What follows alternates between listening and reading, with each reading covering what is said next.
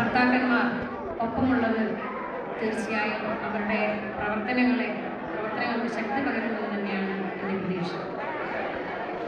കഴിഞ്ഞ ദിവസം റിയാദിലെ KMCC പ്രവർത്തക ഒരു സ്ത്രീക്ക് വിമാന ടിക്കറ്റ് ഒരു സഹായം നൽകുന്ന ഒരു ഫോട്ടോ ഞാൻ പത്രത്തിൽ കാണുകയുണ്ടായി.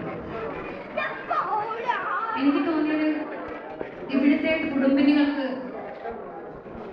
ഒരുപക്ഷെ മറ്റുള്ള സംഘടനകളൊക്കെ നടത്തുന്നതിനേക്കാൾ ഒരുപാട് കാര്യങ്ങൾ നമ്മുടെ സമൂഹത്തിന് വേണ്ടിയിട്ട് ചെയ്യാൻ കഴിയും.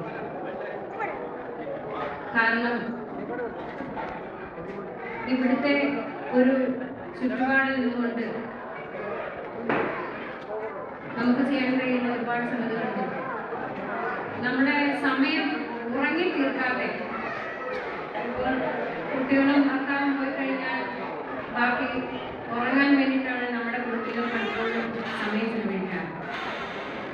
ഉറങ്ങി തീർക്കാതെ ഇത്തരം സംഘടനാ പ്രവർത്തനങ്ങൾ നടത്തുന്നത് വഴി നമ്മളുടെ സമയം, വിലപ്പെട്ട സമയം നമുക്ക് വിനിയോഗിക്കാൻ കഴിയും.